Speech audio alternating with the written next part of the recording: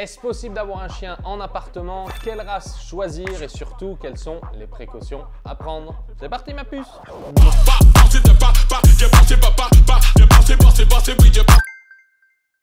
Bienvenue sur la chaîne YouTube EducDog, je m'appelle Vincent Marchal et je suis éducateur comportementaliste canin depuis 2010 et mon but est de te donner des conseils pour que tu puisses réussir l'éducation de ton chiot ou de ton chien et surtout pour que vous puissiez partager une relation pleine de complicité et d'harmonie pour les prochaines années. Avant de te parler quelle race choisir et le mythe à propos des races, je vais te donner deux informations importantes. Un mot du doux. Information importante numéro 1. Un chien bien équilibré, bien éduqué, adulte, dort en moyenne 10 à 14 heures par jour. C'est-à-dire qu'en ton absence, si ton chien est équilibré et bien éduqué, il passera la majorité du temps à se reposer. Information importante numéro 2. Le plus important n'est pas la race que tu vas choisir, mais le niveau d'énergie de ton chien. Chez les chiens, comme chez chaque être vivant, y compris nous, il existe 4 niveaux d'énergie et nous naissons tous avec un niveau d'énergie qui nous est propre. Les 4 niveaux d'énergie sont les suivants. Niveau 1, niveau d'énergie bas. Niveau 2, niveau d'énergie normal. Niveau 3, niveau d'énergie élevé. Et niveau 4, niveau d'énergie très élevé. Je vais te montrer avec mes 3 chiens 3 niveaux d'énergie différents. La meute, on va balader?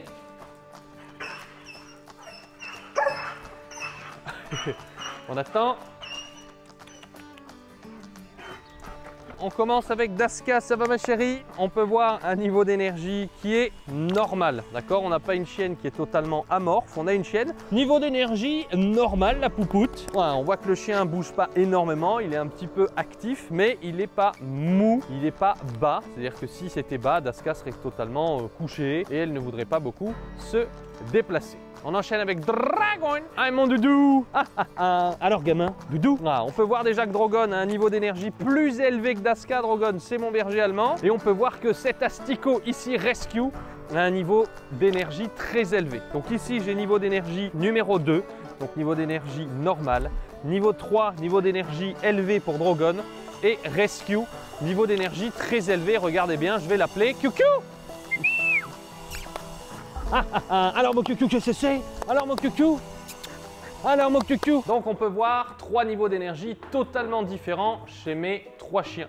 Et chaque chien naît avec ce niveau d'énergie. Donc le plus important n'est pas la race que tu vas choisir, mais le niveau d'énergie du chien ou du chiot que tu vas choisir. Comme tu peux le voir, mes 3 chiens sont 3 chiens différents en termes de race. Rescue est un croisé en plus. Et un berger allemand, comme un berger australien, comme un croisé cursinu, un border, un malinois, un dog allemand, un bichon, un yorkshire, un labrador, un bosseron, peut avoir un de ces 4 niveaux d'énergie. Très souvent, on me dit « Ah, les malinois sont pleins d'énergie, les borders sont pleins d'énergie. » Oui, mais il va falloir regarder le niveau d'énergie de ton chien afin de ne jamais avoir, et c'est mon conseil, un chien qui va avoir un niveau d'énergie supérieur au tien. Donc, mon conseil numéro 1 est identifie ton propre niveau d'énergie. Est-ce que tu as un niveau d'énergie bas, normal, élevé ou très élevé? 2. Tu dois toujours, une fois que tu as identifié ton niveau d'énergie, choisir un chien qui a un niveau d'énergie égal ou inférieur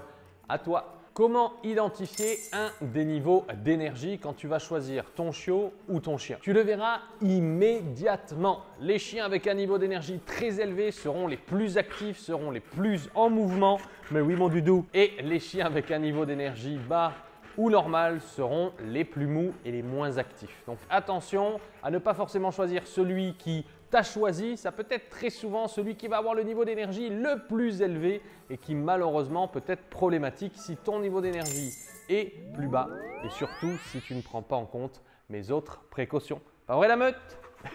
Tu as donc compris l'importance des 4 niveaux d'énergie. Maintenant, il faut savoir que j'ai personnellement vécu en appartement avec mes 3 chiens, alors que c'est des chiens de 20, 30 et 40 kg avec beaucoup d'énergie.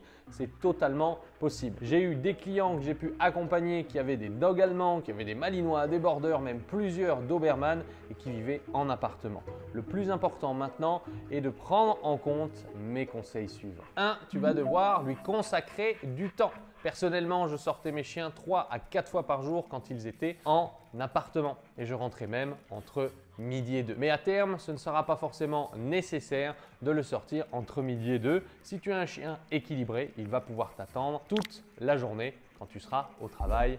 Par exemple, la qualité des promenades est beaucoup plus importante que la durée des promenades. Évidemment, si tu veux que ton chien soit équilibré, épanoui et bien dans sa tête, des promenades en laisse qu'on appelle la sortie pipi de 10 à 20 minutes 2 fois par jour ne sera pas suffisant. Il vaut mieux des promenades courtes de 20 à 30 minutes plusieurs fois par jour sans laisse où tu vas pouvoir jouer avec ton chien, le faire se dépenser et lui va pouvoir en profiter pleinement. N'oublie pas la règle d'or, ton chien doit être promené au minimum une demi-heure à 1 heure par jour sans laisse. Mais pour pouvoir promener ton chien sans laisse, il faut qu'il revienne au rappel, c'est-à-dire que quand tu donnes son nom et quand tu l'appelles, il revienne à toi. Tu pourras trouver de nombreux tutos sur ma chaîne YouTube. Deuxièmement, si tu n'es pas à l'aise ou si tu as peur de le détacher, tu vas pouvoir utiliser une longe.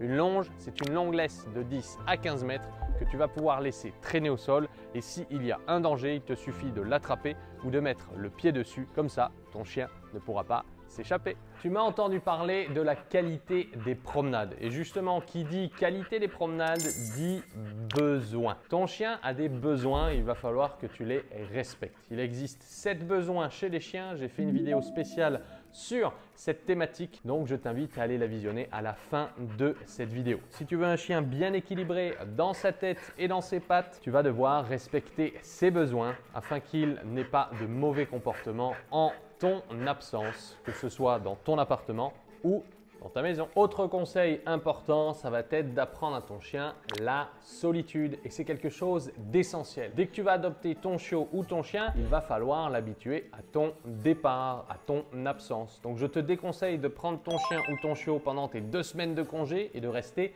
7 jours sur 7 et 24 heures sur 24 avec lui. Il va falloir que de temps en temps, sans aucune raison, tu quittes l'appartement ou la maison et que tu partes au début 1 heure, puis après 2 heures, puis après 3 heures et progressivement, tu apprendras à ton chien à tolérer la solitude. Mais pour ce faire, en ton absence, ton chien ou ton chiot va devoir s'occuper. Et qui dit s'occuper, c'est que ton chiot va vouloir détruire. Mais au lieu de le laisser détruire plein d'objets interdits, on va lui apprendre à détruire ce que nous voulons qu'il détruise, c'est-à-dire il va mâchouiller pour s'occuper et s'amuser. Tu vas donc pouvoir utiliser ce que j'appelle la boîte magique. Ça peut simplement être une boîte en plastique comme un carton, peu importe, et à l'intérieur, qu'est-ce que c'est ma puce?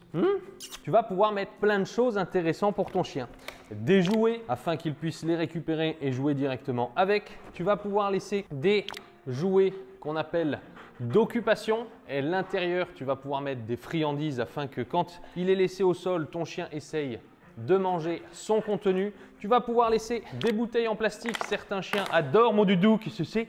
Les bouteilles en plastique. D'autres vont aimer les bouteilles en plastique avec des friandises dedans afin que en ton absence, ton chien s'amuse directement avec plein de jouets et s'il a envie, il pourra même détruire la boîte elle-même. Dans cette boîte magique, tu vas pouvoir rajouter des friandises. Et au début, il va falloir apprendre à ton chien ou à ton chiot qu'il a le droit d'aller dedans. Donc, je t'invite à laisser des friandises, à lui montrer en jouant « Oh, qu'est-ce que c'est ça ?» pour qu'il aille dedans. Tu vas le caresser, il prend les jouets. Tu vas devoir jouer avec lui et jouer avec le contenu de la boîte afin que ton chien ait toujours un endroit pour aller au final un petit peu sur Netflix, choisir le film qu'il a envie de voir et qu'il s'occupe avec un coup, bah tiens, je prends la bouteille en plastique, la fois d'après je vais mâchouiller l'os, la fois d'après je prends la balle de tennis, la fois d'après je prends une corde à nœud par exemple, afin que ton chien ait toujours un moyen pour s'occuper et se distraire en ton absence. En dernier lieu, sache qu'à terme, tu n'auras plus besoin de cette boîte matérialisée. Tu pourras simplement avoir des jouets qui sont un peu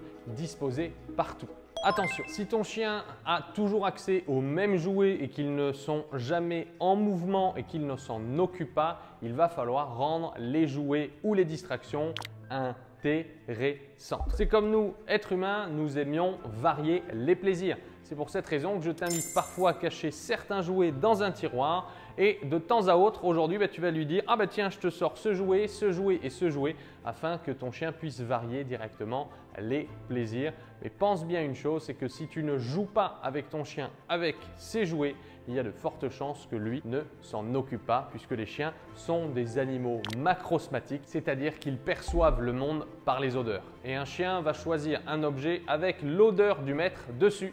Donc je t'invite fortement, quand tu lui présentes des nouveaux jouets, à jouer avec ton chien afin que ton odeur soit dessus. Et en ton absence, ton chien ira plutôt aller choisir ses jouets plutôt que tes chaussures, la télécommande ou des câbles d'ordinateur ou de smartphone. Donc tu l'as compris, le plus important n'est pas au final que la race de ton chien. C'est surtout son niveau d'énergie et tous les conseils au niveau de l'éducation et du bien-être en respectant ses besoins. Si tu as le bon niveau d'énergie, même un chien super élevé mais qui est bien éduqué comme Rescue, eh bien vit très bien en appartement quand j'étais en appartement. Deuxièmement, mais énormément d'emphase sur la qualité des promenades et des promenades sans laisse où tu vas faire courir ton chien, tu vas pouvoir jeter des balles par exemple, tu vas pouvoir faire une activité sportive avec lui pour le défouler. Mais attention, la simple promenade sans laisse de 2 heures le dimanche ne sera pas suffisant. Troisièmement, au niveau des dépenses, adapte-toi sur ton chien. Je sais que pour Drogon et pour Rescue, il faut que je les dépense un peu plus longtemps, c'est-à-dire beaucoup plus de G2 balles, alors que Daska va s'épuiser plus rapidement. Dernièrement, il est essentiel que tu apprennes à ton chien la solitude et que tu lui laisses la boîte magique afin qu'il puisse se distraire. Donc oui, il est totalement possible pour toi d'avoir un chien en appartement, même une grande race comme un dog allemand, un bouvier bernois ou toute autre grande race qui sont d'ailleurs très souvent un peu plus calmes que des chiens avec un gabarit un peu moins important. Le plus important n'est pas la race, le plus important c'est l'éducation que tu donneras à ton chien ou à ton chiot. Pas vrai la meute? Je te remercie d'avoir regardé cette vidéo. N'hésite pas à liker si tu as eu plein de conseils de valeur. Deuxièmement, n'hésite pas à me dire quel est le niveau d'énergie de ton chien dans les commentaires. Et on ne l'oublie pas, Educ Dog. L'éduquer, c'est l'aimer.